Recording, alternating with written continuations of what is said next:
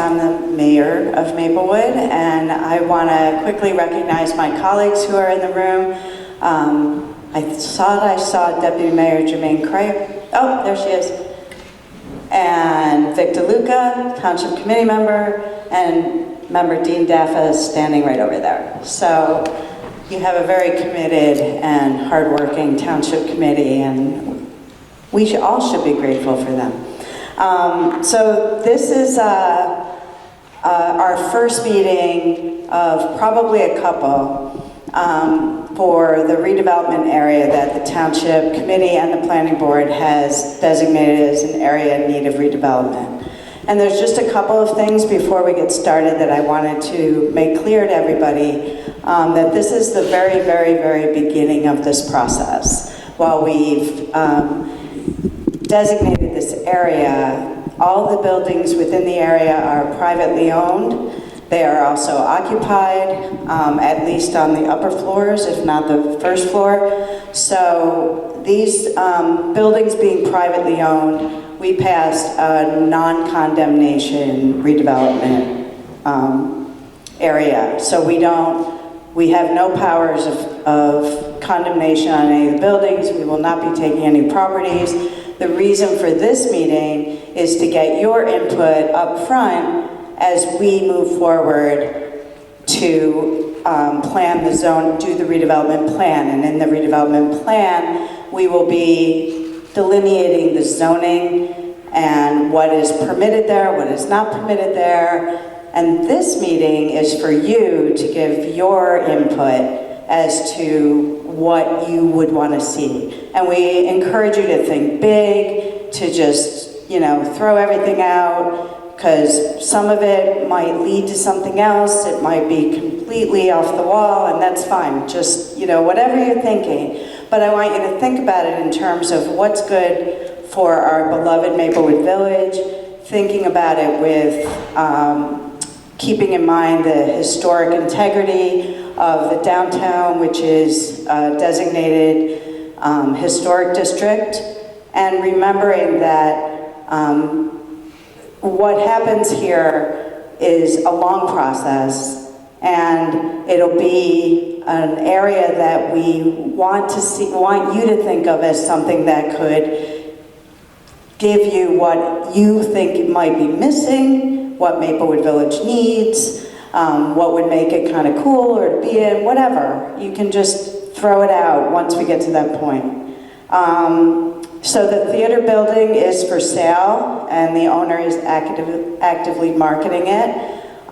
So we own the township, you guys and us, we own the parcel behind the Maplewood Theater, which is about 20 parking spaces. It's also behind the Bergdorf building. So, and the development area itself, and Mr. Greigel will go into this, is all of the buildings with the exception of 3 of them. So he'll go into what this means, what it doesn't mean, but the township is not, we have no developer for this, so I know that's been an issue in the past with redevelopment plans. We are not planning this with anybody in mind. We are not negotiating with anybody, so we just want your input now so we can see what you want, what the community wants, and then of course, as we go through the process, what's feasible, and it kind of works itself out like that. So with that being said, I'm going to turn it over to Mr. Paul Greigel, former Maplewood resident. He made the mistake of moving. My apologies. And then we'll have questions and answers and stuff in a little bit, but Paul, you want to go over everything? And thank you all for coming out. Thanks. Thank you, Mayor Adams. Thank you very much. Mike's louder, or you're louder than me. I'm not sure which it is. That mic's not on. That might be why. Yeah, it's a funny thing. Yeah, I want to turn mine off so we don't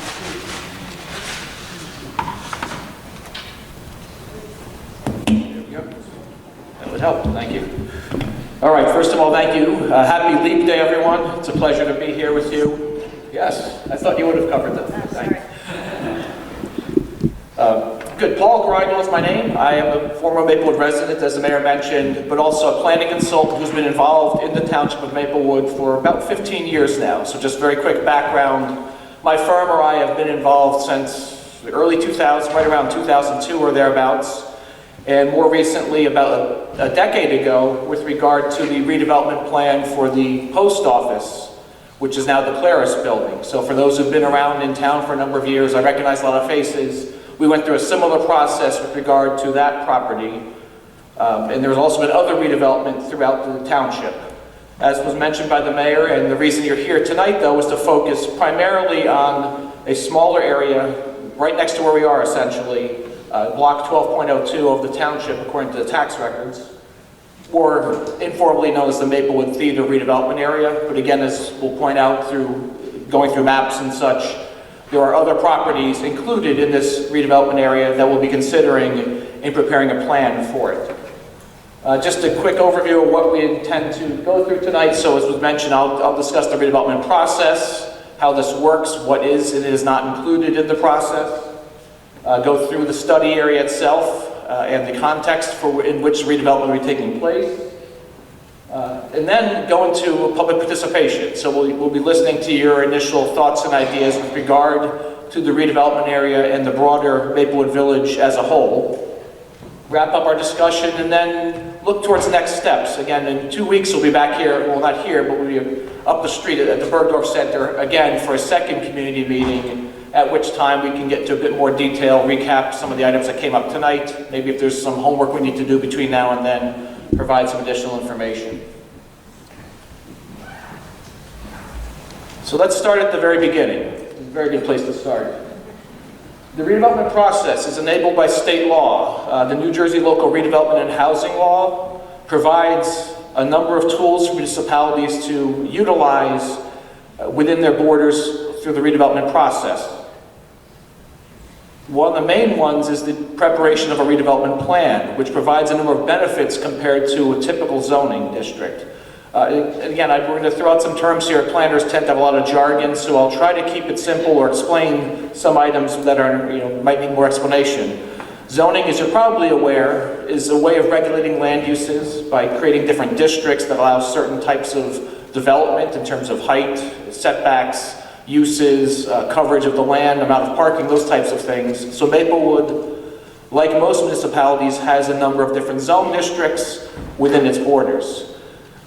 The ordinance that provides those regulations is somewhat limited by state law into how much detail can go into on things like building materials, with regard to specific design of buildings or other improvements.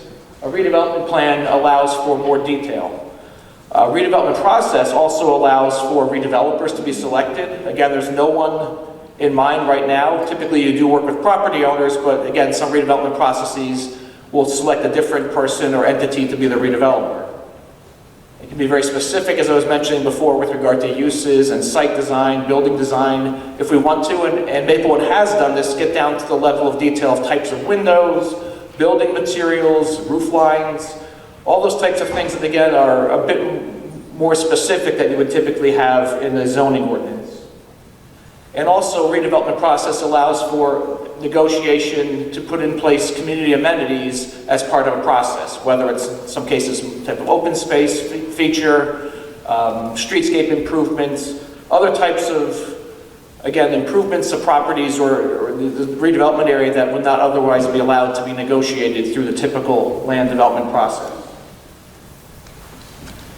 Focusing more specifically on Maplewood and Maplewood Village and this particular redevelopment area.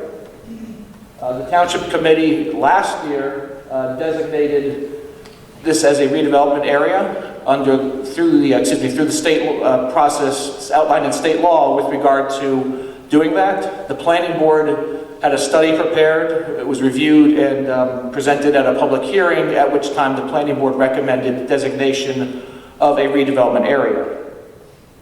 What would be next would then be the plan. That's where we are in the process now. So we have nothing in place. I'll make it clear, again, just so it's clear for the record, there are no concept plans that I've seen or I'm aware of. There are no redevelopers that are out there waiting in the wings to step in and take care of, a project they have in mind. We are, at this point, literally just looking to get ideas from the community and then to work with the stakeholders, including property owners, nearby residents, and others, to craft a plan for this redevelopment area. Further down the line, if and when that plan gets adopted, The planning board will review it, the township committee will adopt it, then the township committee can designate one or more redevelopers for all or part of the area. When that happens, then any specific plans for the development of a site, the real detailed engineering drawings, would be reviewed by the planning board.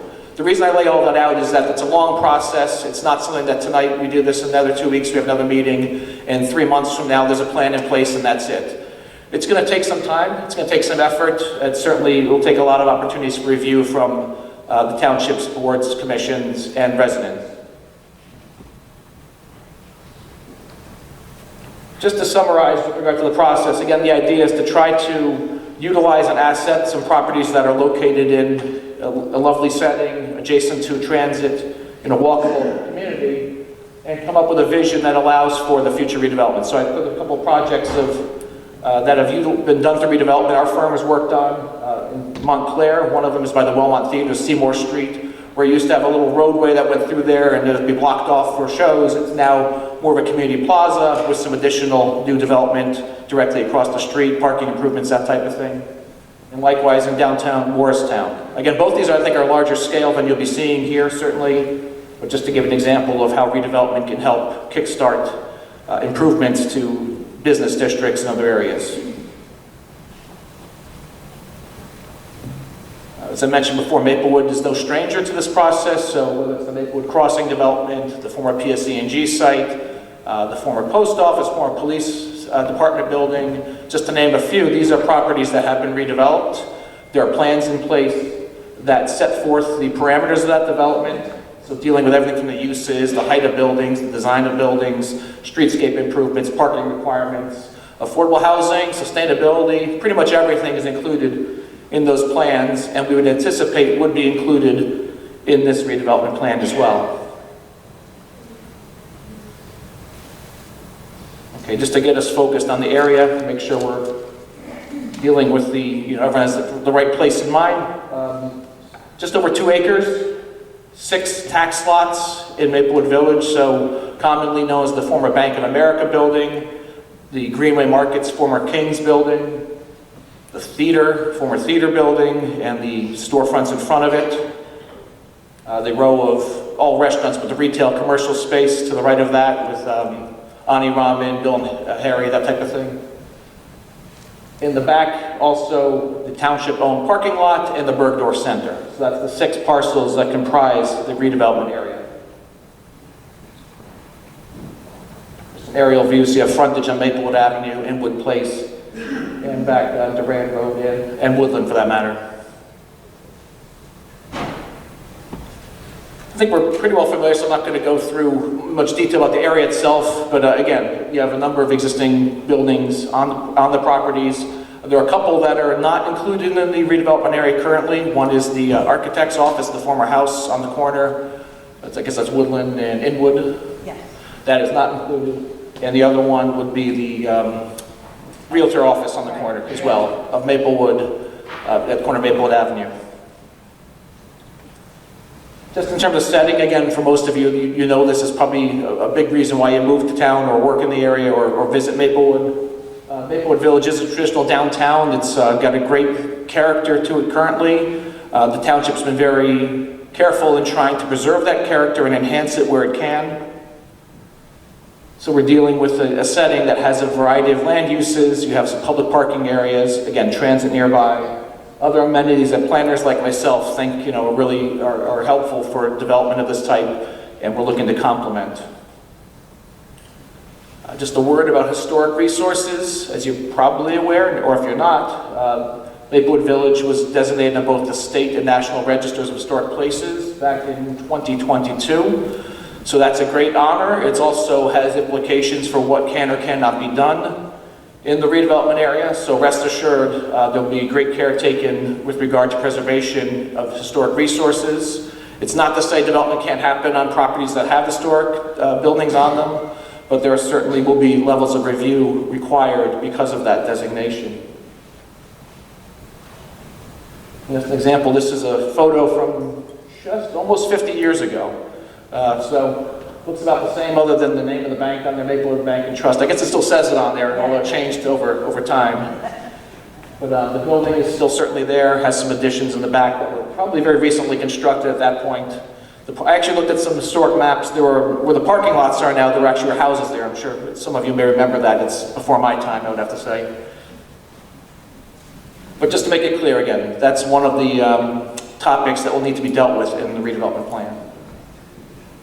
As far as very briefly with regard to the zoning of the properties currently, the majority of the area is in the RB retail business zone. This is what covers essentially all of the business district of Maplewood Village.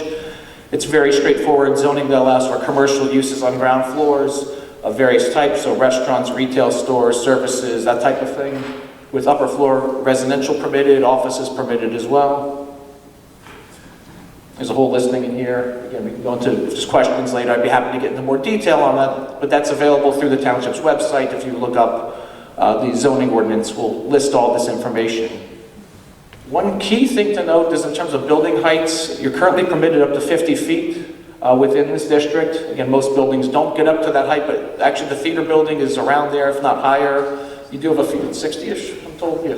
So it probably predates the zoning, I'm guessing, but it's taller than what's permitted. But you do have other buildings that are right up around that height, and the number that are 1-story or 2-story.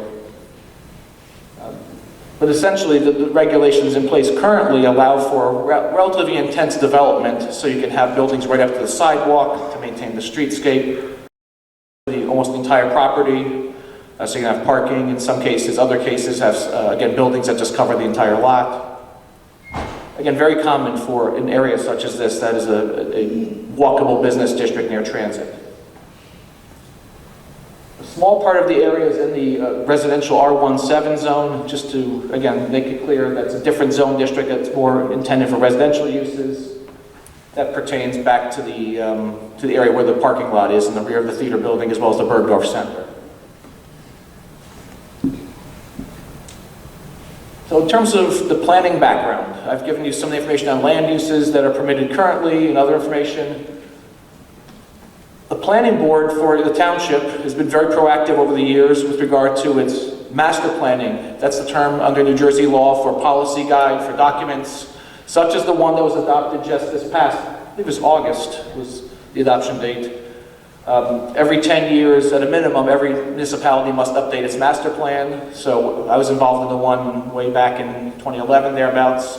Through COVID and other reasons, it took a little bit longer than 10 years to get to this one to get done, but it's in 2023. It's a wonderful document adopted by the planning board that sets forth goals and objectives, recommendations for land use and development, and other planning topics within the township. That document does provide some general guidance with regard to redevelopment of this property, or the redevelopment area, the theater in general, and in particular, as well as some of the other properties in the area. Basically, there was some thought given to what would be guiding principles with regard to any redevelopment project. So I've listed some of them here. Again, you can look this document up on the website.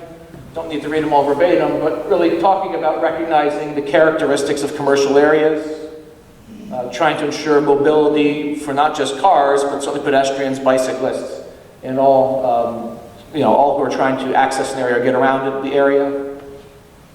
The master plan does support appropriate infill development. That is where you have opportunity to grow next to existing buildings, where you have infrastructure in place to fill in some blank, or underutilized areas in the streetscape.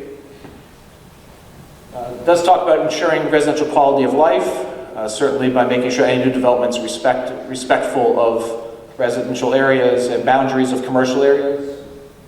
And overall recognizes and protects Maplewood's historical and cultural resources as vital parts of the community identity. So our task at the outset is to make sure we honor those recommendations, those general principles, and incorporate, recommendations and specific types of land uses development standards that are in line with those objectives. Again, there's more here. I'm not going to read all this, but you can take a look at the master plan. It's a useful document. It's a wonderful document. But let's give some discussion with regard to how best to redevelop within Maplewood Village, and in particular, where you have sites such as the theater that unfortunately, have seen better days and have a use that is no longer as viable as it once was.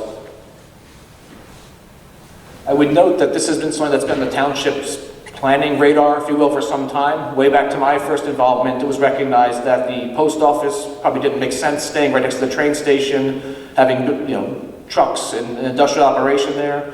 It recognized that the movie theaters, even back then, were facing, challenges from VCRs, cable TV, all the way up through Netflix, where it was a mail DVD service, to streaming, to then, who knew, COVID. There's always been some challenges, but so for some time now, the townships recognize that maybe, one day the theater would no longer be as viable. The grocery store as well, King's was there for a while. King's went out. Luckily, you have a nice replacement that's actually a wonderful little asset for Maplewood Village and for the township. So that's actually a happy ending with regard to that one, and hopefully we can work with the redevelopment plan to make sure, if that's your priority, to maintain some type of use like that, or the same use for that matter.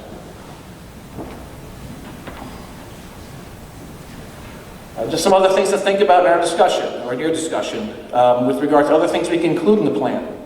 Trying to further the township's objectives with regard to sustainability. So if we want to, I think most Maplewood efforts do include these types of things, so it's not really going out on a limb here to talk about energy efficiency, tying into Sustainable Jersey certification, work at the Green Team and Environmental Advisory Committee.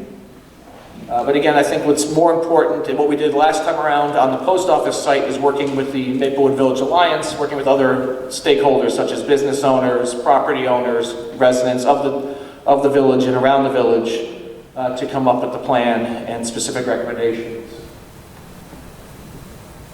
One other thing that I know might not be as popular, but it's reducing automobile use, or at least trying to better utilize where cars can go and can park, to better have circulation changed in some instances to make it more efficient, and again in some cases less efficient, if that would help with regard to mitigating impacts on neighboring properties and not dumping traffic into one location that might not be appropriate. And also with regard to parking, taking advantage of existing parking you have around and potentially enhancing it, but again that's something to be worked out through this process. With that, that's the background information that I wanted to provide, that we talked about this meeting this evening. To get through some of that, I know it's a lot of information. What we want to do is have a discussion. Do we want to take questions at all, or what we've shown so far, or we want to? I think that's actually a good idea. Yeah, why don't we take a few questions on this, if there are any? I mean, we're very thorough, Paul, thank you. Well, maybe too thorough, that's my worries. I Yeah, talk a I lot, know. so thank you. No, it's important. Not everybody knows everything. So I'm going to walk around with the mic. For those of you who are old like me, like Phil Donahue, I will bring the question. I was wondering if you could say a little more about what it means that places like the Bergdorf Center and the grocery are in the redevelopment area. Does that mean they could be forced out? What does that mean? There you go. Thank you. That's why I wanted to Good take question. questions. That was in our discussion for the presentation. I didn't mention it, I'm sorry. Redevelopment area designation under state law. You have different levels of it. You can have the old-fashioned, what only was available up until a number of years ago, condemnation area, it's called. That is not what you have here in this area. What the law allows for now is a non-condemnation redevelopment area. So even though in terms of the redevelopment plan and all the other powers of redevelopment still exist, one that's off the table right from the outset is eminent domain. That is something that the Township Committee cannot undertake through this process. So for any business owners, property owners, etc., there's no threat whatsoever of the Township Committee deciding we really need this property, so we're going to take it by eminent domain. What it means for beyond that, though, so redevelopment, the idea is to give opportunities for a property owner to either change their uses or leave things as they are. If a plan's adopted that changes what's permitted, some property owners may say, I want to take advantage of that. They may work with neighboring property owners. Others might say, I'm good. And I've seen plenty of redevelopment areas where you have one or two properties that just remain as is. But we're trying to give more opportunities for redevelopment. For the one that's a township, or for the Bergdorf Center, I think you mentioned, that's owned by the township. So that's a separate process that the Township Committee would need to deal with any changes to that or the parking lot. Great. Any other questions? Sure. You're going to be all opposite sides on me, all right? Oh, okay. I was going to go here first, so you got time. Let me come. Yeah, I was curious how this works with that potential buyer of the theater building. You know, will this make them hesitant, or will the plan work with a potential buyer?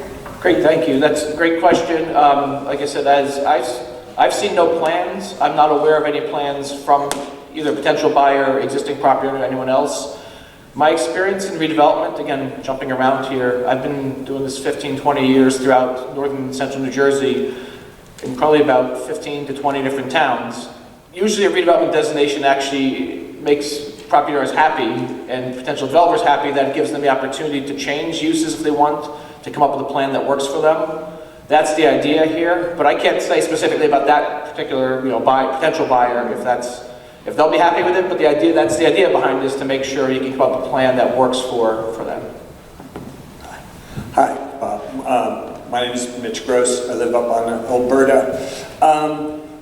I assume that the plan is not going to include stable population density. There's going to be an increase in population density, and I assume that you're planning for that. Are there plans for or some kind of vision being put together on what kind of level of increase in population density you're planning? And in the planning of that, are you taking into account, as global warming continues, possible emergency plans? I was here during Superstorm Sandy, and if a lot of people had to get in and out of this place, not easy.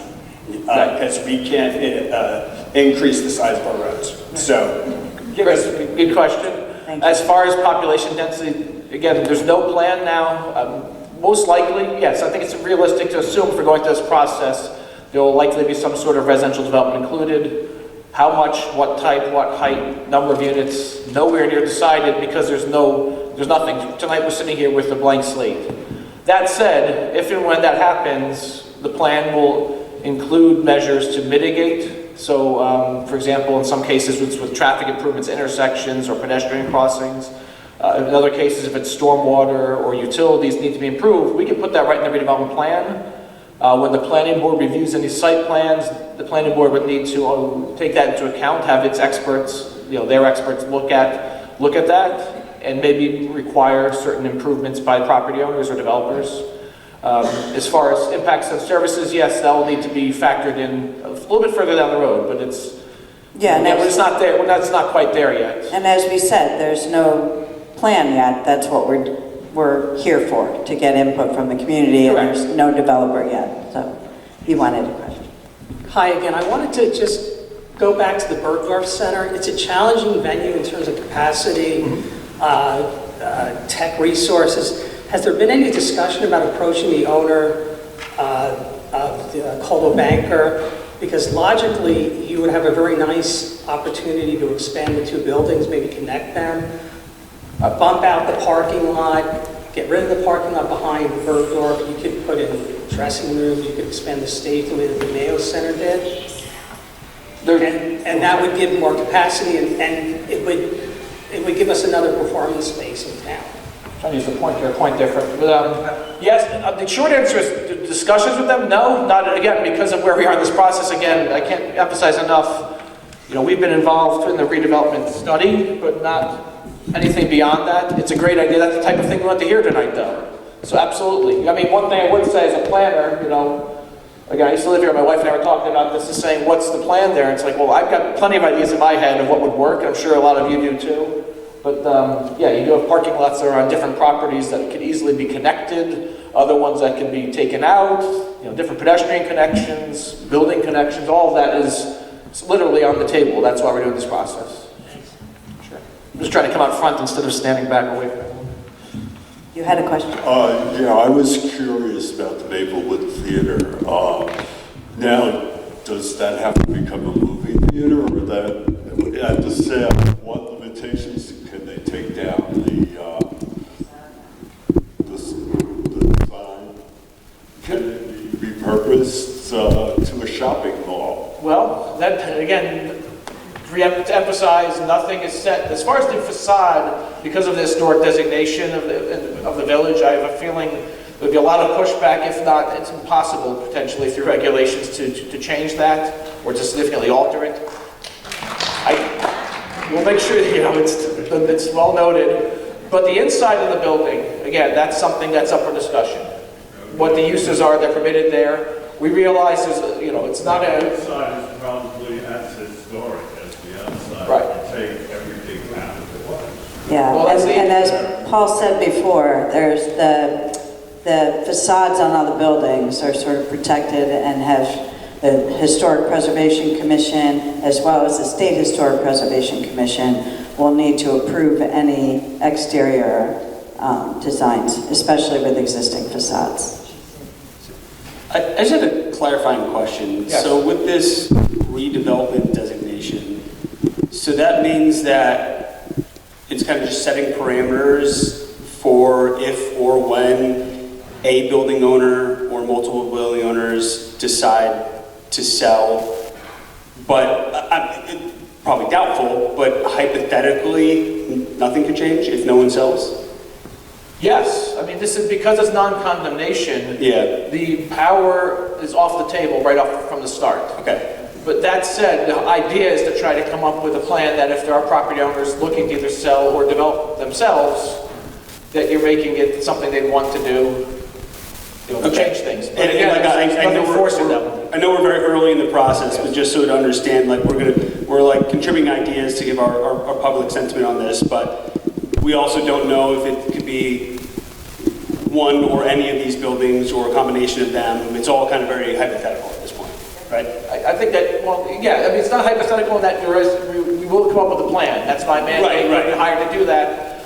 That hopefully will accurately reflect the vision for the area that you all contribute to. That and for that matter, again, property owners and other stakeholders as well. That says, okay, because if you say just reuse the theater building, make one big theater house and put it in, have that there, and that's what we're worried about. May or may not work. I'm doubtful on that one, unfortunately, but that's something that we're trying to be realistic to say, okay, but maybe that's an aspect of it. Maybe some performing arts space is part of this. Maybe it's a big part of it. But yeah, that's what we're trying to prioritize what makes the most sense in the area.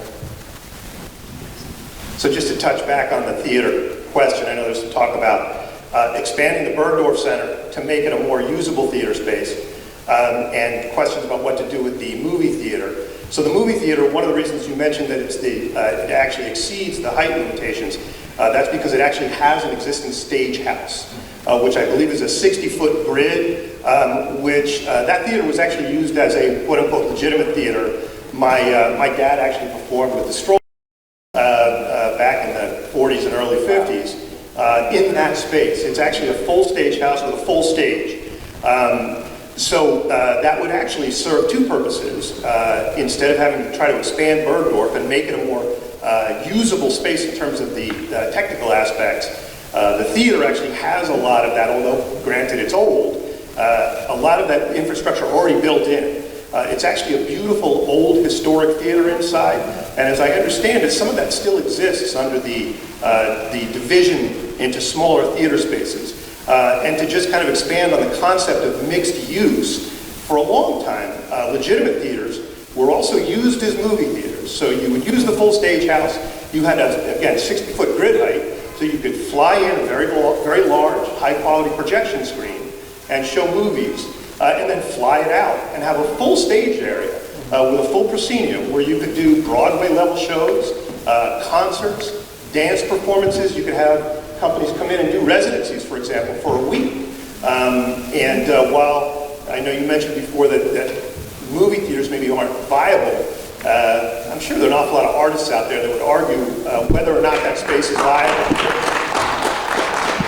Thank you, I appreciate it. Thank you. It's very helpful. Thank you. I'm going to get other people who haven't asked yet. I know I'm just going to stay in the back because I'm here. Hello. Hi. You snuck up on me. Can I get two questions? Six property. Oh, no, different owners. Yeah. All right. So, first question was Paul. Yeah. I read the redevelopment assessment, Great job, thorough, thank you. clear. You recommended 6 Indian properties. The township endorsed that. Questions come up already a little bit. Can you elaborate on the pros and cons, risks, advantages of doing the whole block at one time? Okay, good question. I think just over 2 acres is not a gigantic area as far as redevelopment goes. I've worked on up to 150 plus properties at once. I don't recommend that, by the way, the 150 at a time. That was probably a little more than the town could have bit off, but nonetheless, I think one advantage here is you have the interconnection between the different properties. So to say focus on only looking at the map here on the left side, where it says 173, that's the bank building, former bank building, and the parking lot wrapping around. Greenway is 174, 175 is the theater. If you were just to say, let's focus on the theater building or the lot next door, I think you'd miss out on opportunities to work together with neighboring property owners.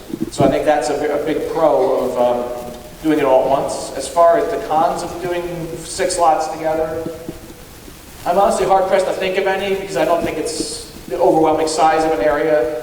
You could theoretically phase, I guess, any development that happens there. That's a different story, that if you say we're going to be replacing a certain building or adding to the back on a parking lot or something, for example, that can only be done after certain other improvements are made, that would make sense.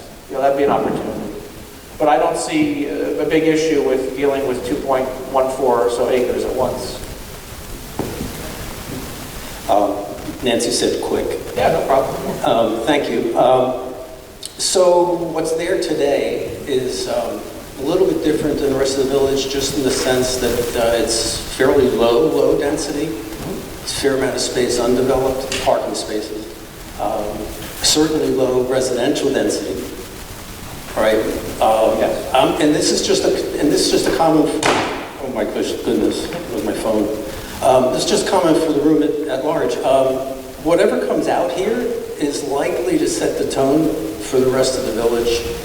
And what the village will be in 20, 25 years. I think it's good to keep that kind of a view in mind as well.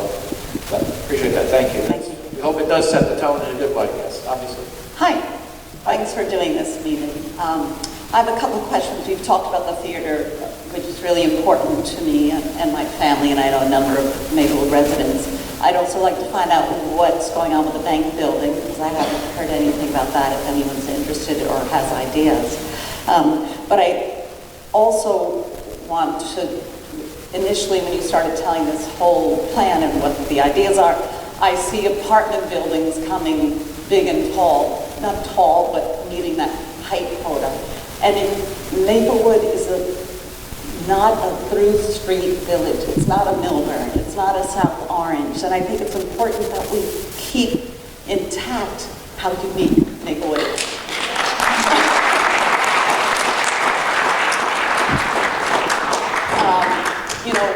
We live here and we love having people come. We're so fortunate with all these restaurants. But for us to have more apartment buildings right in downtown Maplewood, along with Valley Street, that you don't even recognize where you are anymore when you drive, because there's so many tall buildings, and Gleason's Dry Cleaners and Springfield Avenue. It's kind of out of control. So that is my two-part, one question and a statement. Thank you. Thank you. Anyone else? Earning your pay, Mayor, walking around. I'm getting my steps in. That was my goal. Oh, I'm sorry, there was a question there. Yes, the bank. Yes, sorry, yes. Nothing, I mean, the bank owner probably is, I would imagine, if they're paying attention here, has their own ideas. Nothing that I've seen, nothing I'm aware of. I would hope, I'll put it this way, the township did reach out, obviously, to the property owners. They're informed of this in the next meeting and this process. They were notified. All the property owners in this area were notified of this and the March 14th meeting. And I know there's been conversations, and as I said, the movie theater owner is actively marketing his property, but there's literally nothing planned, which is why we're here. There also was notice given back when the study was done at the planning board at a public hearing. So hopefully, again, it's not just something in the last few weeks they've become aware of this, but it's been 6, 8, 9 months at least so far. There are some other towns in New Jersey that have converted old theaters into non-profit art theaters. Yes. And the state recently, I think just this fall, said that movie theaters or art house theaters could also count as non-profit theaters and get liquor license. And I guess my question would be, if you're looking for like a private sale from like one property owner to another property owner, how would an idea like that even be raised if people are just coming in and thinking about how to make a profit, and how to make things commercial, and how to make things bigger? Okay, yes, good question. With regard to that, that law doesn't, we're not superseding or changing anything with state laws, with liquor licensing, that type of thing. As far as ownership, my understanding, it doesn't make a difference as far as, if someone else comes in with the idea of changing that. Just to be clear, as far as the theater space or performing arts space, I am not at all against, I'm not saying we shouldn't include it in the plan. I think it's probably more than likely going to be, it's a matter of how much and what emphasis it gets. I'm just being realistic on the movie side of it. As far as the other examples, I'm well familiar with a number of them, whether it's in Westfield, the Rialto Theater has a nonprofit that was formed to rehab that and turn into more of a creative space. It's a center for creativity, it's called now, so it's both performing arts space as well as maker space and other things. It's taken some time and money to do that, I will say. I'm very familiar with that project.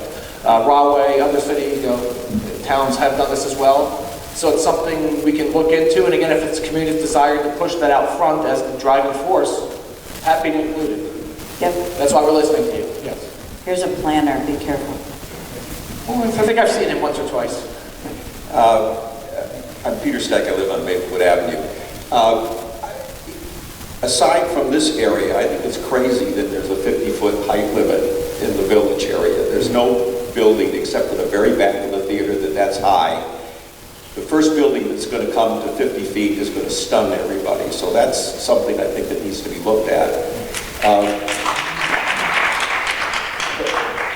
The second thing that I think is nice is what a wonderful, how wonderful it is to have a food store downtown. Big generator of traffic. Anything you can do to help them, like loading trucks from the back, combining those properties would be a great idea. And the final point was kind of a technical one. I don't know how you have the power to select a developer if you don't have eminent domain powers. That's a loaded question. We'll rely on attorneys to give me the answer to that. But let's hope it's a friendly process where we can make it work amongst ourselves. You had your hand up so high. Also a planner. I disagree. 5 stories is completely appropriate across the street from a train station. In the local redevelopment housing law, affordable housing can be required. Yes. That wasn't mentioned in your presentation. It was in the written one, but I did not say it, I believe, so my apologies for not pointing that out. We need to have near zero parking requirements. We need to allow for flexibility of development here. We should not be looking for one master developer. We should allow for very flexible lot sizes so that we can leave the main building per se and look at the additions on the back and the parking lot. I know I have maybe a rare point of view in this room, so I think this forum is actually not that great to put people on the spot. I think that there might be other people like me in this room that are not willing to speak up in this forum. And I think that you need to widen the breadth of this forum so that those people can share their opinions as well and not be put on the spot.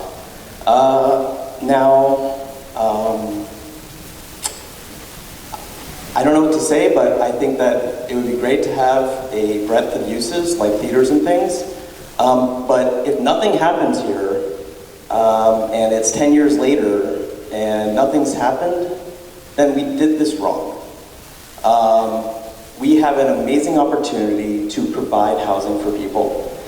In our town, we have a fair share obligation, and we have put that obligation on the golf course.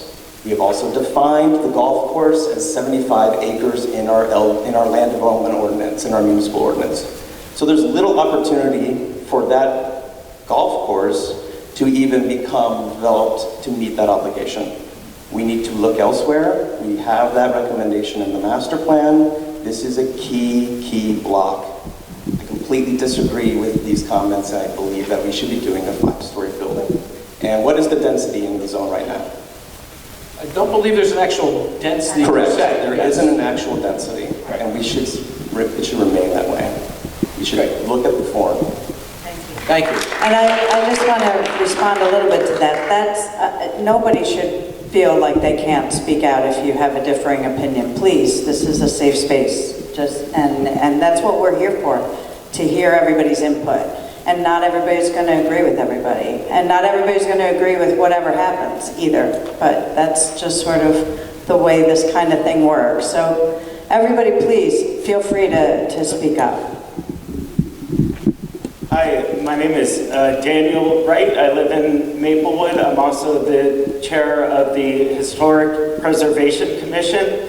I just wanted to clarify that with the village's listing on the state and national historic registers, there are no restrictions on the private property owners to develop their properties. There's nothing that prevents the owner of the theater, the owner of the bank from completely demolishing those buildings. So yeah, I know it can get a little confusing, the levels of designation, but the designation that we have at the state and national level will do nothing to prevent those buildings from being knocked down.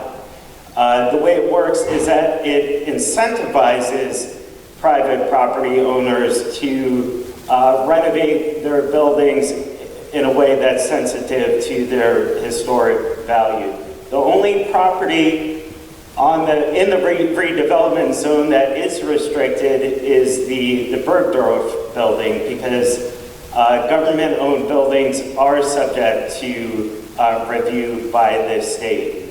Hopefully with the redevelopment zone, if we're able to put in restrictions, that we could put restrictions to preserve the facade of some of these buildings and keep, if say the theater space, the back of the theater, if that is demolished, have what replaces it be of similar massing so that the streetscape is not changed dramatically. So I just wanted to clarify about the historic designation. Great, thank you very much. Totally appreciate it, thank you. Okay. Did you speak already? Okay. Yeah, so my question kind of follows up on that one and then goes to an earlier question about parameters. So on one end, it could be that like nothing happens, right? That's the one end of the spectrum. On the other end of the spectrum, could all of it be demolished except for the Bergdorf Center? Is that an actual possible outcome?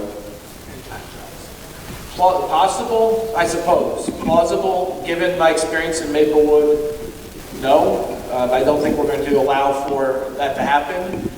As far as the historic aspects of it, there are limitations. You know, I think at the local level, I guess if you're telling me there's not, then they can be demolished, I suppose, you know, that's the case. But again, we're coming up with a process here where we're looking to make sure that's not the end result. Again, on paper, yes, but I think we're really clear about our direction of not going to allow that. Can I ask why the Caldwell Banker is excluded from the flood, from the And it was a good question. It was discussed in the study.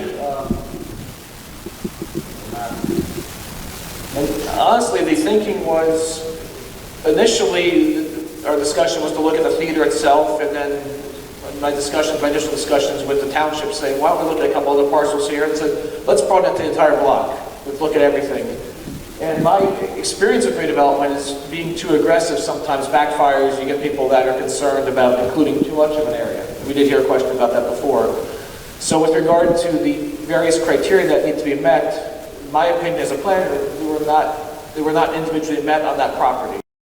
There was nothing to tie it in, like, for example, the neighboring properties that have shared access for parking and for loading and such with the theater, behind the theater building. The building itself is in good shape, the building is not obsolete, the building did not meet any of the criteria. The same with the decision with regard to the architect's office on the corner. So it was my recommendation not to include those. If the planning board, could have said otherwise, let's include them, the township, I guess, could go back and do that, but that was the thinking at the time of the designation to cut those two out. Hi, I'm Lily Hartman. I've lived in this town for many decades. I just want to get back to the theater, a few things about the theater. I don't know how many people here know what a national treasure that theater is and who performed in that theater. That theater, believe it or not, Gypsy Rose Lee was in that theater. Paul Robeson was in that theater. The original Porgy and Bess Broadway show was premiered in that theater. Basil Rathbone was in that theater. The list goes on and on and on. So it really is a historic site, and it would really behoove us to try to be imaginative about how we can save that place, despite how difficult it may be. But the Wellmont Theater was also in ruins, and that was saved. And there is, I believe, a gentleman who's now doing something in our town. I read something which I completely forgot what it was, but he was instrumental in getting the Wellmont Theater off the ground. On top of which, David Geffen has a foundation which will work with any community that has an organization that's started up to save theaters, and he will put millions upon millions of dollars into that theater. So we shouldn't just write this off as like, oh, it can't be done. Nothing's being written off, so. He does hand up really high up on the side over there. I'm right here. I'm in charge of this part. I'm sorry. By the way, I appreciate the comment, the Wellmont, again, my firm is involved with that with Seymour Street, so it took some of the redevelopment of other properties to help make that happen, so that hopefully could be the idea here too. That's why it's important to include multiple properties. Hi, my name is Amy Hughes. I own a business in town. It's called Maplewood Mercantile. It's in an area and in a building that everyone said could not be used to do. I sell vintage furniture. I mean, maybe I saw on there thrift stores aren't allowed, and I hope that that's not what mine would be considered. But I think, I fought like hell to get that space, and the town actually made it pretty difficult. In the end, I was able to, after redesigning my water, my sink and turning it into a water fountain at the cost of $2,500 in fees, and then being told that I had to have a public water fountain because of my square footage. And then they were like, oh, sorry, that was a mistake. In 6 months, lawyer fees, my poor landlord went through a really rough time too. And the main thing is that I was told it can't happen. You can't create something. It's a vibrant, cooperative building with, right now, 5 women-owned businesses, all of them local. Like local. And we've launched several other businesses out of that have become independent businesses in this town. And I just hope that when we look at the Claris building and we see a Starbucks, and I'm not saying Starbucks is evil, I go there, my kid loves it. Well, you know what, I have a teenager, and they've got a place to hang out and a little after hours, and I know, I tried, it's not my main place, but this is a safe space, so I'm gonna say, I didn't go there for years, actually, but it's okay. But I think we have to really think about the local businesses. I think one of the things that's really amazing about this community is independent business. The barrier to entry has been relatively low for a small business to start up in this town, partly because the square footages are relatively low, so we can afford it. I would hate for square footages to get so huge that small businesses couldn't afford to start up and take a risk. And we talk about these buildings, we're talking about businesses that we love, like Freeman's and, Bill and Harry's, Into, Red Glass Pictures, the comic book store. These are loved businesses. So it's why so many people move here. And I can't tell you how many realtors have told me that one of the things they do when people are coming from out of town, they're trying to make them comfortable. They get them gift cards to all these little businesses. They take them on tours of our village. It's spectacular. It really is. And I just hope that with these plans, we remember that the barrier to entry needs to be not so high so that we can keep that independent spirit. Thank you very much. Hi, Ken Stanton, I'm a resident. I'm going to piggyback on a little bit of what you just said. I asked my 8-year-old daughter earlier today what she would like to see put in the movie theater building where she takes piano lessons at In Tune if they completely redid the building. And she said, everything that's already there except make it look newer and be newer. And I think like I could kind of end everything that I wanted to say right there, but that's the point. She's like, oh, also put some heaters in there because it's really cold. Which I think gets to the root of all this. Like, these buildings are old and they need a lot of help. And piggybacking on something you just said, there's a long, long history of excellent performers coming to this town and performing theater building. And I think what we need to do is build spaces where 80 years from now, somebody's going to come to the rezoning meeting 60 years from now and saying, like, I saw these amazing performing acts here 50 years ago doing this over the decades, and they need that opportunity. There's like no shortage of talent just in this town, and no shortage of talent that's going to move on to New York City and perform there. I have a whole list of like ridiculous ideas that I was going to list off here, but I'm not going to because I think you get the point. Like, I know like 20 bands just in my immediate friends, and if I just reached outside of that, I could find like 100 more. And people willing to book, people that want to go to shows, trapeze artists, clown shows, stuff like that, burlesque acts, stuff that doesn't appeal to anybody in this room, but it appeals to the people that aren't in this room. I mean, maybe it appeals to you, that sounds awesome. But I mean, I think what we need to do is just get, I agree with everything everybody said, and I disagree with everything people have said. I think like a lot of things need to be developed higher and taller and better and newer and warmer and just better facilities that last for decades.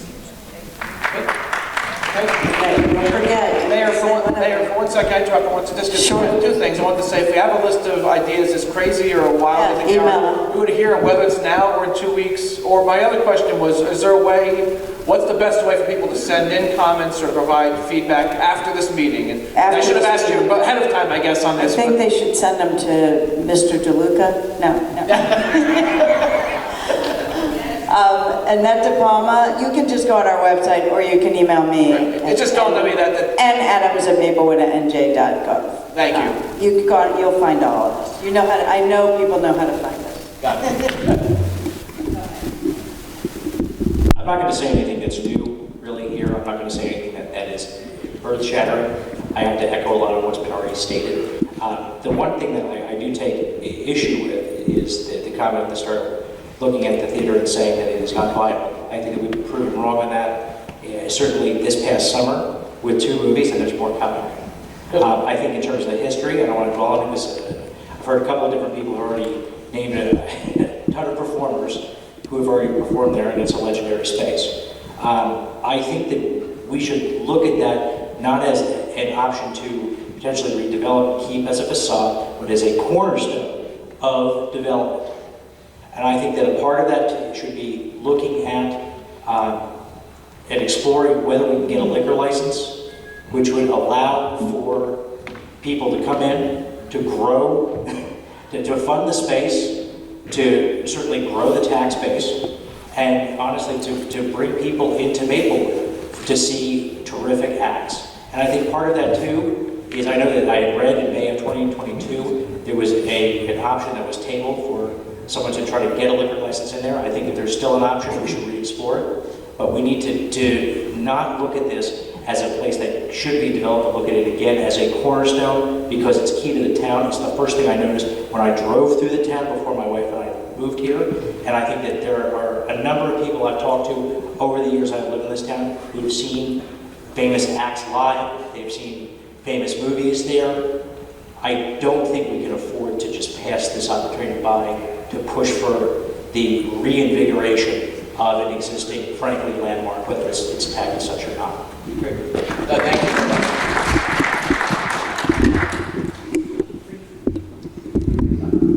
Hi, Paul. Jim Nathanson. I spent a lot of years on the planning board and the Maplewood Village Alliance board, and parking in the village has always been a big issue. And I'm just wondering what your thoughts are. Is parking and traffic flow going to be a significant constraint on what we can do? Wow. What are your thoughts on it? Look, parking, it's been contentious here for a long time, as long as I've been involved. It's contentious pretty much everywhere I work. I will say the consensus has shifted a lot in the last 5 to 10 years amongst planners and others interested in the vitality of business districts and cities in terms of getting rid of, minimum requirements, for example. That's something that's, Yeah, into play. we've done that a lot of times. So I'm not going to look at, again, I'm going to take direction from you. It's not what I want to do, but I'm getting the sense that we're going to be looking at options that are not your traditional, saying you have to provide the exact same number of spaces, or you need, 1.5 spaces per unit. I do know on the Claris, that project was minimum 1.0 spaces, maximum 1.5. In the end, I think they built 1 per unit, and that was it. And that's just for the individual units, and that's all. Right. So I think what's more important is if you have surface parking lots, to look to better manage how people get in and out of them, whether there's chances to consolidate them, whether to improve loading off street so you don't have 18-wheelers backing into a 9-foot wide alleyway. Probably not the best idea. If you're planning something from scratch, you're not going to design a supermarket that way, certainly. But that said, I can't give you more of an answer other than I'm going to work with you all to try to make sure we have something that makes sense to fit in the village. I'm just curious, do you know how much the theater is up on the market for? I don't know that. I'm sure it's probably, if it's out there, someone will tell me that right now. But it's not, frankly, not important to me as far as the straight numbers. I just know we're trying to work to get a vision for it that makes sense for all of you and for the owners. Right. Hello. Anybody remember Harry Hatch? He owned a lot of restaurants, and I picked his brain in the late 90s because I wanted to open a restaurant in Maplewood. I didn't listen to Harry. He said, don't do it in Maplewood because there's no parking in Maplewood. I've never put a restaurant in Maplewood. And we talked about parking on the lots, the parking lots. There's no more land left. You have to go up. It's called a parking garage. And I know some people say, oh, a parking garage is nuts. No, I think you need a parking garage. Desperately. You stand desperately. I know as an owner, I've done a survey with all the businesses in town a couple of years ago. And one of the questions was, is there adequate parking? And they all came back 100% no. And I asked them the second question, what about a parking garage? You think that would help? And 100% said yes. And then I asked them, if we had a parking garage and we could put 150, 200 cars or whatever it is in a parking garage, how would that affect your business, percentage-wise? And they all came back, the lowest was 20%, a lot of 25%. One guy went to 50%, which was a little crazy, but I totally agree with them, and I think my business would increase. I have people who are very good customers of mine who will not come into town and bring their family from Ireland. It's over, oh, we've got to come to our Irish pub. But we're not coming on the weekend because they're only here for 2 days, so we're never going to get there. Because we're not going to come into town because there's no parking. And that kills me. Thank you. Donnell Road. I will say, I saw a parking study from 1949, I believe Susan Newberry sent me. There's a map with all the information you sent in 1940. It was actually before the post office was built.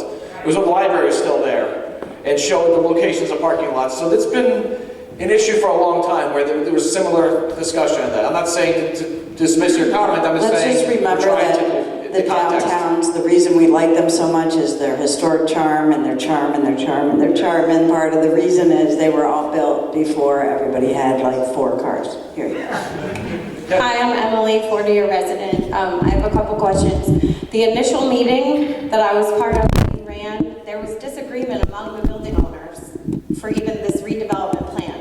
So part of the building owners on the block didn't want it at all. They've been owning since they had the pharmacy there.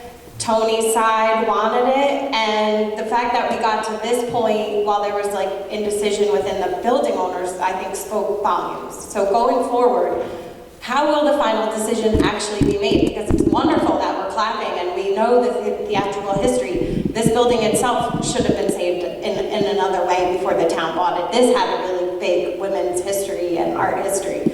So who's making the final decisions and when? And what will our voices actually represent? Is there going to be a public vote? And if so, how is that made? In the question about the facades, I thought that it was mentioned during that meeting that you held online that the facades may have to be kept intact, but you can cover the facades with a different thing. So like we could put a facade on a facade and stay within that limit. And I don't want to like ignore what Matt said about equal opportunity housing. Our town is completely inaccessible to anybody who doesn't make a ton of money.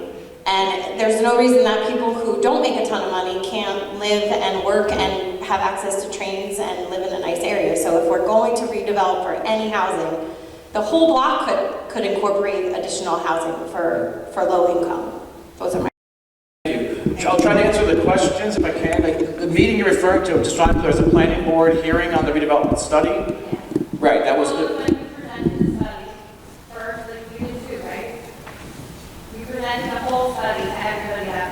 Yeah, I believe so. I don't. Yeah.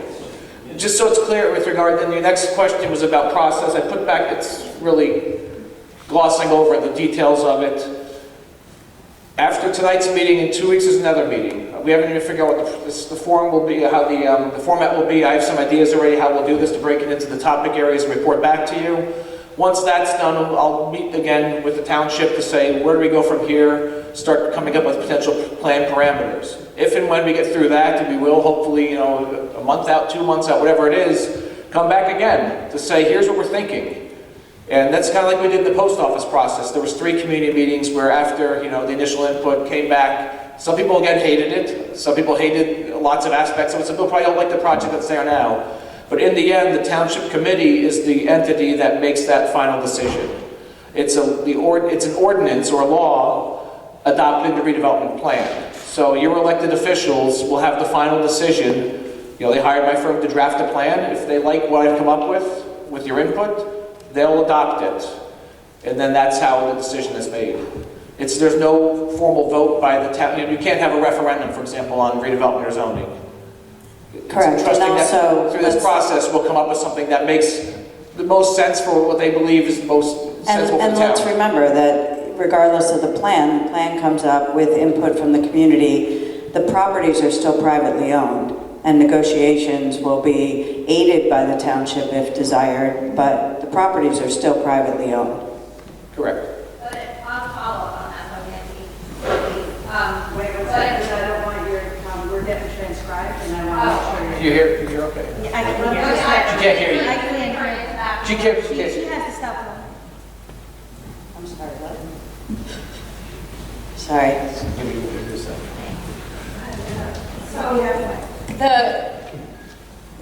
I'm sorry, I forgot what I was going to say. You said something about, what was the last thing you said? Right, so if the properties are owned privately, then, and one person goes for it and the other person doesn't go for it, then where do we go? Because if the town is saying, let's redevelop, here's the plan, and Tony decides to sell the whole block. The redevelopment plan includes zoning, just like we currently have zoning, as Paul mentioned before. We have zoning that tells what private properties can be or what uses can go there. But private negotiations with those properties or those property owners, it still remains private, and there may be assistance from the township in getting property owners together if they would like to work together on whatever somebody is offering them. But it's still private property. We're not taking the property, and the redevelopment plan defines what can go there and what can't. Yeah, I'm Ernie Borsellino. You can actually see my house from here. You hit on all the points that I wanted to hit on. There's six property owners, and now you're saying you already had conversations with them, and what was so there was or there wasn't?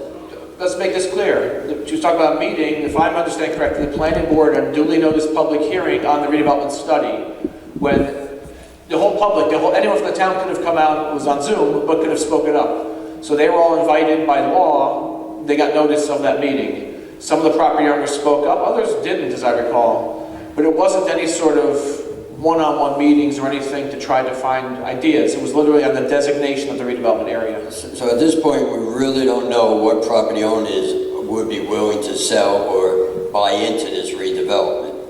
And like the Bank of America, that's been empty now, since COVID. Does the town have any authority over how long a property can stay vacant?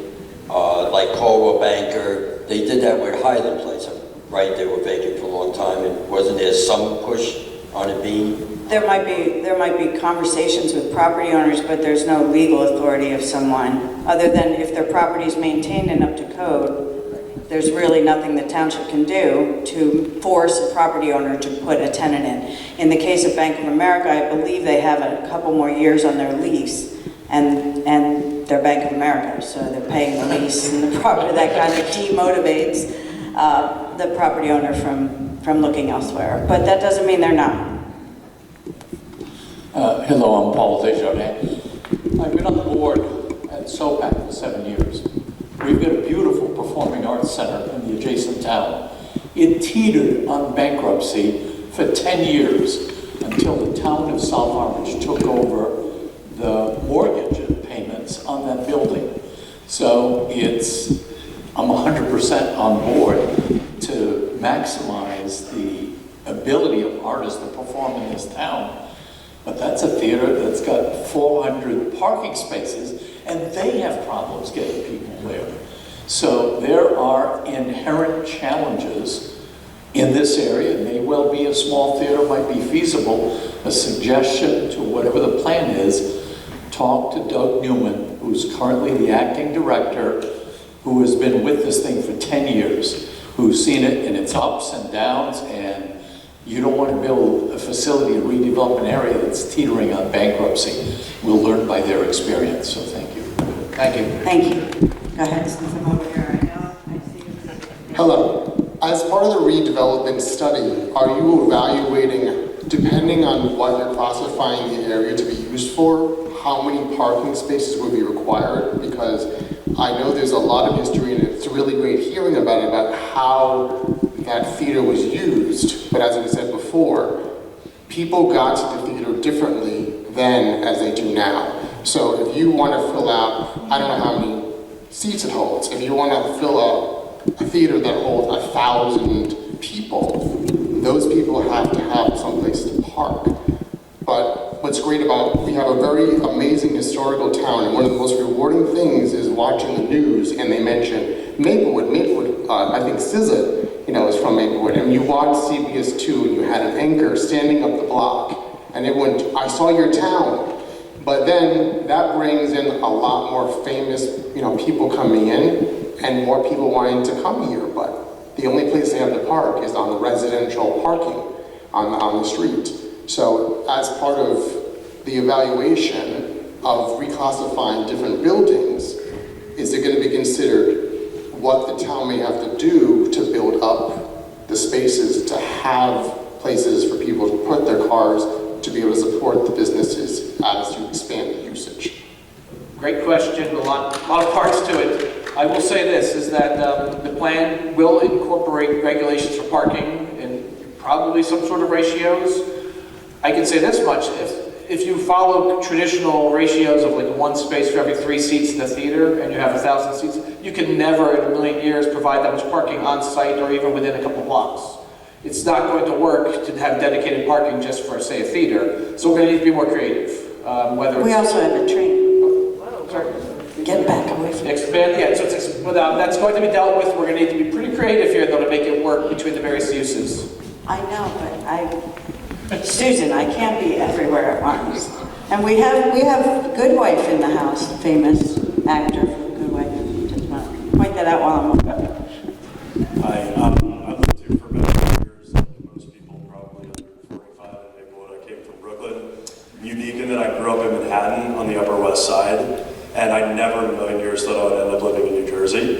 because of that, because of the natural rivalry.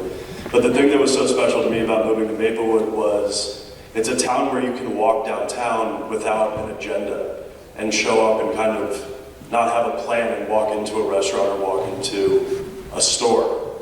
And so whatever happens, I'm really supportive of something that maintains that discoverability that is so special about this town and so unique. I think, especially I have a young son at home, and I want him to grow up in a place where he can walk downtown without a plan and pop in places, explore stores that are doing interesting things, run into Freeman's, grab a slice of pizza after school, whatever it is. So whatever happens, I really hope that that discoverability and the kind of magical, ability to explore the town that I still feel is, a young person here, I hope that that stays. Thank you very much.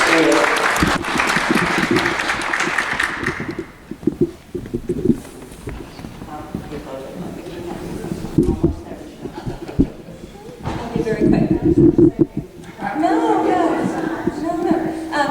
So, it's a flood-prone area, right, along Maplewood Avenue. Oh, sorry, I'm just concerned about flooding for this beautiful new whatever's going to happen. The last few storms have shown us that some of those Maplewood Avenue stores have really taken a hit. And I know they're private businesses, but I don't know if there's anything that town can do to try to mitigate that. Yes, I mean, absolutely. Again, if we do nothing, nothing changes. If we encourage redevelopment and put in place standards for it, developers and or the township can make those changes. So that's the point well taken. Yes. I think we've morphed into statements. So thank you for the opportunity to speak. I appreciate this opportunity. Even though I was given notice very late, close to this meeting, regarding the property at 149 Maplewood Avenue, currently owned by the estate of Harold Bobrow. The New Jersey Redevelopment Statute declares an area can be designated an area in need of redevelopment in any one of the following ways. I can't be right. The generality of buildings are substandard, unsafe, unsanitary, dilapidated, obsolescent, or possess any other such characteristics, such as lacking in light, air, or space, or to be conductive to, oh dear. I need your glasses. Do you have your glasses? No, I don't. Oh. As to be conductive. Conducive. I know the section no longer from. Yes, it's conducive. But they don't, so I have to inform them, because I want to discuss some of the issues that you brought up. Yes. Conducive to? I don't have the You got me there. I can look and help. My eyes are totally gone. Yes, it does. I refuse to have cataracts. Conducive to unwholesome living or working conditions. I suggest that that does not apply to this property. The discontinuance of use of building previously used for a commercial, manufacturing, or industrial purpose, the abundance of such buildings, or the same being allowed to fall into so great a state of disrepair as to be untenable, I suggest that this does not apply. Areas with buildings or improvements which by reason of dilapidation, obsolescence, overcrowding, faulty arrangement or design, lack of ventilation, light, and sanitary facilities, excessive land coverage, which is what we're trying to do here, a deterioration of land use or obsolete layout, or any combination of these or other factors are detrimental to the safety, health, morals, or welfare of the community. I suggest this property does not fall into that category. A growing lack or total lack of proper utilization of areas caused by the condition of the title, diverse ownership, or the real properties therein, or other similar conditions which impede land assemblage or discourage the undertaking of improvements, resulting in a stagnant and unproductive condition of land potentially useful and valuable for contributing to and serving the public health, safety, and welfare, which condition is presumed to have a negative social or economic impact or otherwise being detrimental to the safety, health, morals, or welfare of the surrounding area or the community in general. The designation of the delineated area is consistent with smart growth planning principles adopted pursuant to law or regulation. Don't go. Only half the side. While past efforts in some towns included redevelopment plans stating that the town did not intend to utilize eminent domain, property owners were never fully protected because those towns at any time could amend the redevelopment plan to include and authorize the use of eminent domain without having to personally notify the affected owners or to undertake a new blight study. What if a municipality tries a non-condemnation redevelopment area and effective redevelopment does not occur? The current statute provides the town with an opportunity to employ redevelopment with eminent domain powers. The law further states, if a municipal governing body has determined an area to be a non-condemnation redevelopment area, which this is at this point, and is unable to adequately to acquire property that is necessary for the redevelopment project, the municipality may initiate and follow the process set forth in this section to determine whether the property or the area is a condemnation redevelopment area. Such determination shall be based upon the then existing conditions and not based upon the condition of the area or property at the time of the prior non-condemnation redevelopment area determination. The original study of the area included only 3 sites, Bank of America, Greenway Market, and the movie building, but was recently expanded to include most of that block. The law allows municipal property to be included in the redevelopment area, which of course includes the Dorf Center. I maintain that the expansion of the redevelopment area to include the additional properties is arbitrary and capricious and makes me curious about any plans that may be on the agenda or behind the agenda for consideration by the Township Committee. I urge you to bring to mind the cases of Sophie Pubis, who won the right to keep her oceanfront home in Lock Harbor, and Vera Koking of Atlantic City, who prevailed over Donald Trump in his proposed expansion of the Atlantic City Casino. Both women stood up for the protection and rights of all individual small property owners. If plans for redevelopment are comparable to creating an omelet, please do not include me or my inheritance as one of the eggs. Thank you. Thank you. I just want to be clear with regard to 2 things. One is non-condemnation. Your point is taken, but the law, what you stated, is very clear. If the Township Committee were to, for whatever reason, try to do that route, they would have to restart the entire process, go through notice and everything else. So it's not just they can one day say, can change this from one to the other. But it is still possible. It's possible the law allows for it, of course. But yes, if you go through the process, correct. I would also note all the criteria you referenced were addressed during the planning board hearing on designation. But as we also said earlier in the meeting, if you or any of the property owner says, I don't want to participate, that would be your right.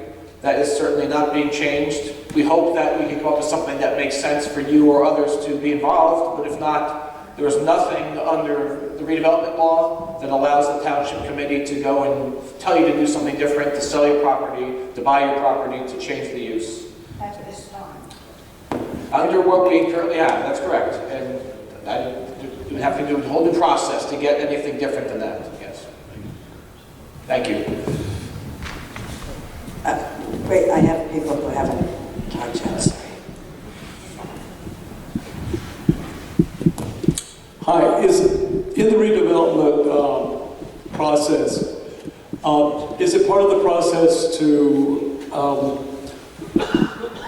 secure or discover different grants and other financial vehicles that would incentivize the owners of the property that could contribute to the development of those properties in the redevelopment area?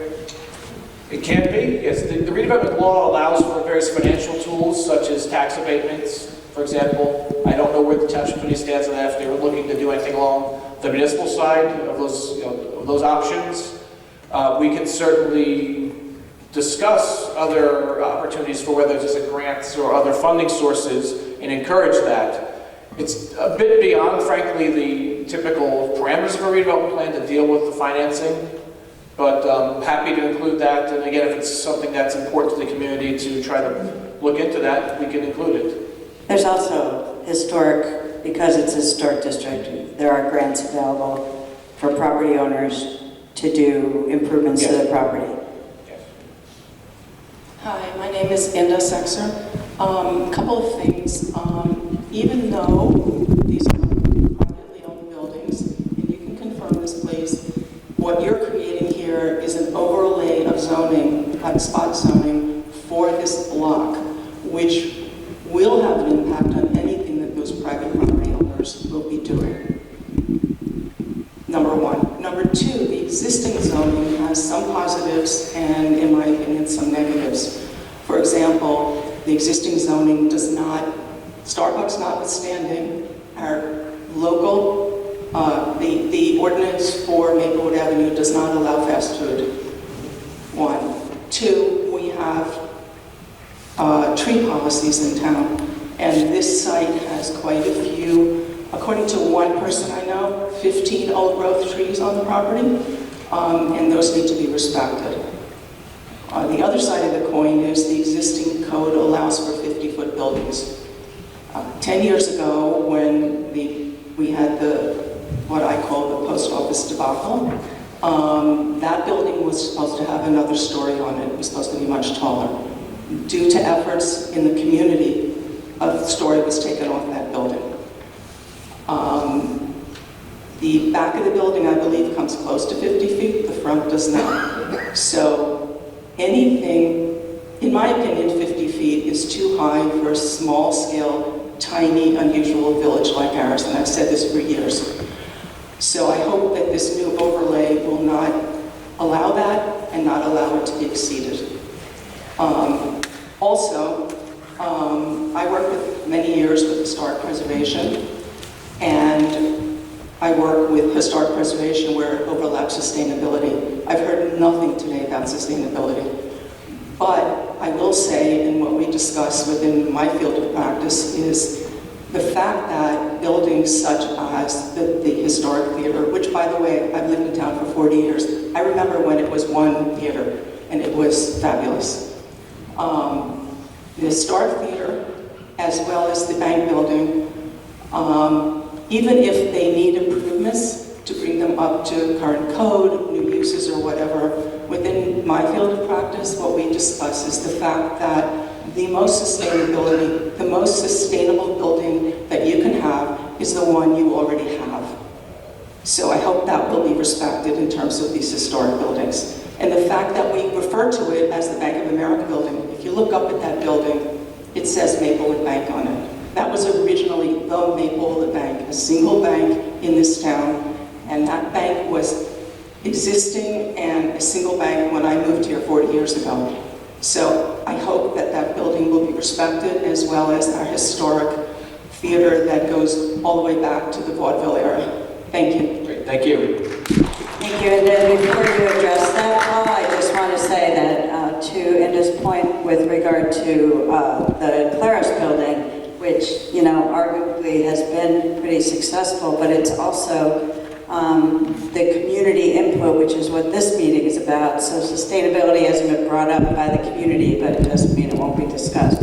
But that extra floor came off that building with community input. So that's part of what this is about. So Paul, you want to address? I just want to address the first question or comment regarding overlay zoning or zoning regulations or development regulations. Yes, the intention of this plan is to come up with hopefully new regulations that either overlay on top of existing or are different. But under New Jersey law, again, we are not taking away property owners' rights to maintain existing uses. You can't, the law just doesn't allow for that to happen. So someone that owns a property that's with a change does not have, just you can allow 10,000 different uses there. If someone wants to keep what they have, that's their right. Again, we're hoping to come up with an overlay zone that makes sense for most or all the property owners there. I just want to make 3 quick points. One, I understand that there's concern about parking, but vibrant downtowns do not have an abundance of parking. What makes a vibrant downtown is being able to walk and bike and cars moving slowly. So I think, parking should not be a major priority. 2, I think if there's anywhere in Maplewood that we should be increasing housing, it's near the train station, and so this is an area that's prime for that. And then 3, I think historic preservation is really important, and this is clearly a landmark, but we also need to be thinking about how we can move forward and think about the future, and so the future will look a little bit like the past, but it may also look quite different, so just wanted to add that as well. Thank you. Real quick. No, it's not a question, just a technical question. The original meeting was online. Why aren't these following meetings going to be online? I mean, there are so many people who can't come out. Yeah, well, it is being transcribed, and this building doesn't have the ability to do hybrid meeting like we do in our township meetings, but, we'll get there eventually. And then the next meeting is at the Bergdorf Center, and then if we need a third, that would likely be at Town Hall, which would be virtual. Yes. Any other questions? We're going to start wrapping up, so I want to give you the opportunity. I just had a quick logistical question. Since this meeting was pretty full, why are we moving to a smaller event? Part of that is, and it may change, we'll obviously notice if it does. Part of that was to utilize these buildings that are close to the designated area. So, and to be a little more informal than one in the town hall, which tends to be a little more formal and people aren't willing to speak. And this is not available on the 14th. Thanks, Vic. No, there's no date. No, we have no ideas. And again, it's part of the process. No, probably not. It's not going to be like 9 years. Things happening in our council that are, pertinent things that are going to be decided for. So I'm just wondering, how much of this, how much of Reporter can't hear. Oh, the recorder can, yeah. I'm not quite. The whole point of this being the first time we're talking publicly about it is to get community input. So if we need to have 10 meetings for community input, we will. But if everything starts becoming redundant, or we just direct the planner to develop a plan, which will then be presented, and then there'll be public comment on that, and public input on that, and decisions made. Yes. What I'd like to say at this point, I think, is first, thank you. Thank you very much. We've heard a lot so far. We're not cutting off comments or input at all at this point, other than for this evening, just because I think we've heard a lot, and in 2 weeks from now, we'll be reconvening. We have not determined the format or the location set. We'll be talking, obviously, and our administrator, Pat Wary, is right there, and Nenta Palma, Community Development Director. Both will all be talking internally, and then we'll see what the next format is in the next meeting. But I anticipate recapping everything we've heard tonight, trying to break it into the topical areas, and listing out what was said, so we have a record of that, and making sure that folks who come next time can either say, oh, that was great, or I want to add my voice to it, or you didn't hear this perspective. We're not looking to just go through an open-ended session again. We want to try to focus the discussion a bit more to move forward, and at that point have an idea of what time it would be, whether it's a month, 2 months, 3 months out, that we'd have something more to react to in terms of a potential plan or plan parameters. Yeah, and the plan, right. There'll be a transcript. Right, so in about 2 weeks, and then the transcript will be on our website just prior to our next meeting.